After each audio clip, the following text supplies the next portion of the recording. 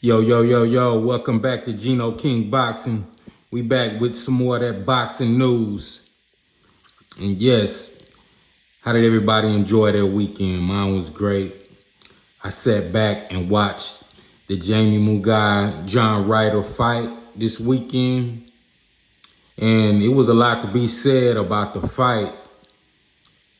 Yes, it was a lot to be said. One thing that should be said about the fight was Jamie Mugai is not on Canelo Alvarez's level, and he will get knocked out by Canelo Alvarez or David Benavidez if he gets in the ring with any one of those guys. So what does that mean? That means that Canelo Alvarez, he has nowhere to run to now. He has to fight David Benavidez, Terrence Bud Crawford, or David Morrell for him to get credit for a fight. If he tries to fight Jamie Mugai, Jamal Charlo, we're going to look down on him. We're going to look at him like he's ducking. He has to fight one of the three, David Benavidez, Terrence Crawford, or David Morrell. One of those three fights is what we want to see. We really want to see two of those fights, David Benavidez or Terrence Bud Crawford. Those two fights, definitely he'll get credit for. Even the David Morrell fight, the reason why I put David Morrell in there, David Morrell is a strong, young, up-and-coming Cuban fighter. He looks strong. He looks like he's finna be that next thing.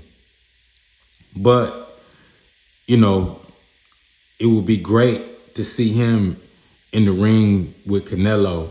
But that's not the fight everybody is wanting to see. Everybody wants to see Canelo Alvarez in the ring against David Benavidez. That's the #1 fight. And possibly the #2 is Terrence Bud Crawford. He has nowhere to go. The Jamie Mugai fight, it's out the window. I don't even think that fight would even make a lot of money after seeing Jamie Mugai. Yeah, he did a great job against a guy like John Ryder, but come on, he was supposed to do that. And trying to compare Jamie's performance to Canelo's performance, stop it. We all know Canelo Alvarez, he's going to rise to the occasion when it's a big fight, and he's going to put on one of his best performances.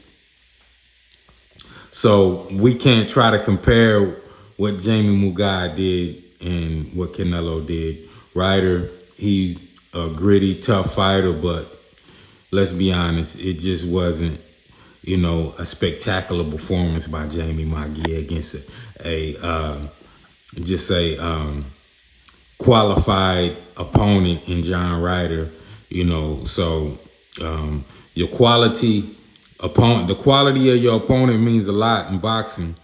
So let's not get that mistaken. That's the issue we had about everybody saying Inoue was the fighter of the year over Crawford. Look at the quality of opponent Crawford fought, but you know, we're not gonna go on that page. But yeah, Canelo Alvarez, man, what are you gonna do? You gonna put up or shut up? There's been talks about him and Jamal Charlo in May for Cinco de Mayo, but I mean, who really wants to see a Jamal Charlo versus Canelo Alvarez, the big brother of Jamel Charlo? Jamel is the guy he just dominated back in November. No, this was September when they fought. September in Vegas. Who wants to see that again? Nobody wants to see that again. Do I think Jamal? I think Jamal would give Canelo a tougher fight. But do we think Jamal will win? Hell no. Canelo would dominate this guy. You know, Canelo's skill set is definitely top tier, and that's why we want to see him with top in the ring with top tier competition. Top tier competition is the only thing we're accepting from Canelo Alvarez at this point. Top tier competition means guys who are undefeated. Not just that though. It's a lot more than being undefeated. Guys with a proven track record that they can knock out and beat quality opponents. Guys that haven't even seemed like they've been in trouble in a fight against quality opponents. Guys that have proven time after time again that they are undisputed and the top level fighter in their division and their top level fighter in multiple divisions. These are the guys we want to see Mr. Alvarez in there against. Guys with a tremendous skill set. When you watch fighters like Benavidez and Terrence Bud Crawford, you can see the skill. You can see that, like, man, this guy is really, really good. Even though Jamie Mugai's undefeated, what we seen last weekend, it just didn't do nothing for us. We couldn't see a spectacular skill set that made you be like, wow, this guy is, man, this guy looks like he would give Canelo problems. We didn't see none of that stuff. And I'm not taking nothing away from Jamie Mugai's win. Yeah, it was a great win for him. He looked good, but let's be honest. Let's just be real. People, stop it. We know this guy can't hang with Canelo. So it's time for Canelo to go to Al Haymon, PBC, and get in the talks with his camp about fighting one of the guys, David Benavidez or Terrence Bud Crawford. The reason why I think they're trying to stay away from that as much as possible because it's a question mark on who will win. Anytime you have a question mark on who's going to win the fight, Canelo and his team, they stay away from it. They stay away from it. Questionable. Terrence Bud Crawford against Canelo, that would be a mega fight. That would be skill set. Bud Crawford has skills. Canelo has skills.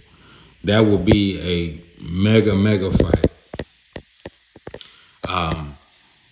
The David Benavidez fight. We all know that that's a huge mega fight. That will be huge. Big money. Both of those fights would draw big money. So what's it going to be? Right now, Canelo needs to get with PBC and, they need to do that thing, come up with a game plan so we can see this. Y'all let me know what y'all think about Canelo Alvarez and his next opponent. Who should he fight next? Who should Canelo Alvarez fight next? David Benavidez or Terrence Bud Crawford? Y'all let me know in the comment section. This is Gino King Boxing. Y'all press that subscribe button, press that like button, and I'm out.